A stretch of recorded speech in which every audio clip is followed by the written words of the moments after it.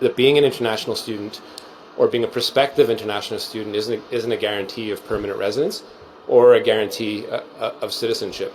Our IRCC minister's statement about the student pathway not guaranteeing the permanent residency has caused significant confusion among international students who are thinking to study and immigrate after graduation. So in this video, let's discuss what's in store for you after graduation. How are we transitioning here as an international student to permanent resident? Hi, my name is Coach MC and I do create videos for international students to navigate their life here in Canada. So if you're new to my channel, make sure that you're subscribed, and also don't forget to like this video if you want to see more videos like this. It is indeed true that some agencies have made so many promises to some international students that they will have a smooth process towards their permanent residency after graduation. And I'm so surprised that some students have this misconception that after graduation,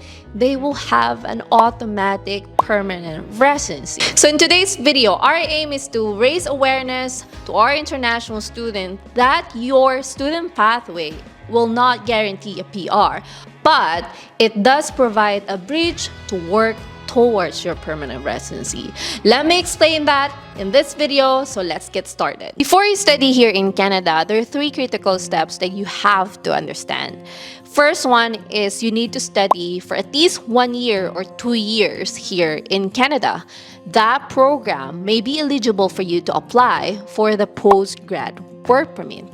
The postgrad work permit will allow you to work from 1 year up to 3 years here in Canada.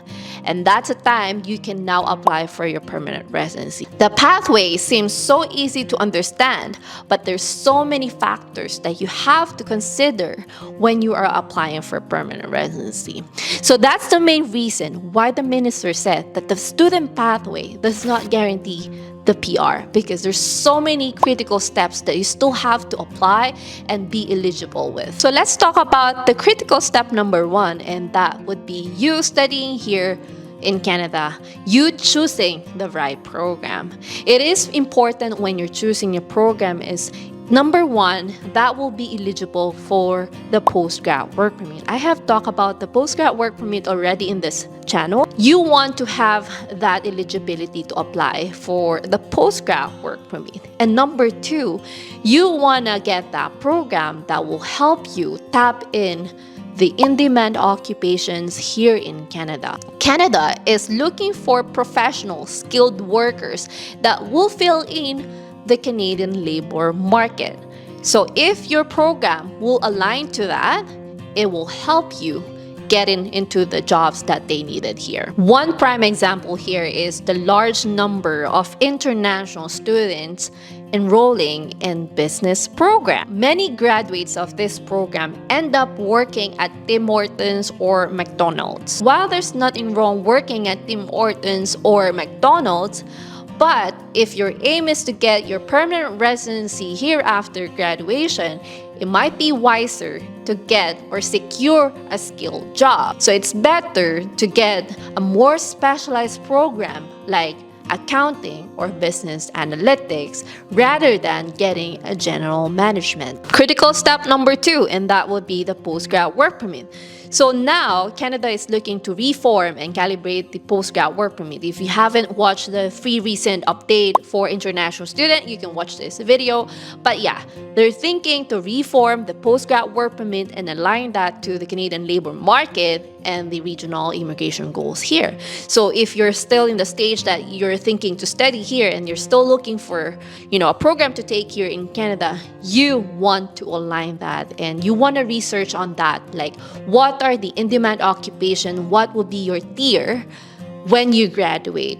That's something that you have to research on before you go here to Canada. Again, do not rely on someone like an agency telling you what program to take. You want to cross-check that occupation is needed here in Canada. If you're not sure what program to take or what are the in-demand occupations here in Canada, you can always reach out to us. But again, for postgrad work permit, this is important, especially like me that I need Canadian experience so that I can get the invitation to apply for the permanent residency. That's number one requirement that I have to meet before I can apply for the permanent residency. I have to complete my English exam, and I also need to get a job offer. And when I started the job, I need to accumulate the experience. So it is important to apply for your postgrad work permit before you apply for your permanent residency. Again, that's under my case. It will be different with you because we have different, scores when it comes to the permanent residency. What you want to do right now is to calculate your scores even before you get here to Canada, because you want to see where are you lacking? Are you lacking with experience? Are you lacking with your age? Are you lacking with education? And you want to bridge that gap so that when you finish your studies, you will be able to apply for the postgrad work permit and eventually apply for the permanent residency. That will be the case for a single applicant. But what if you have your spouse with you? It will be a different story, because while you study, your spouse can get a job offer and accumulate the work experience. And that's the main reason why I have some students in SLE, they get the residency even before they graduate because their spouse is actually applying for the permanent residency. And those are the things that I want you to know right now. And it is important that you have a strategic approach when it comes to your residency and if you're thinking to study here and stay, right? You don't want to have a shotgun application or you're guessing what's going to happen after your school. And if you're in that stage right now, you can always reach out to us. We have our contact details below. Comment below if you have any questions.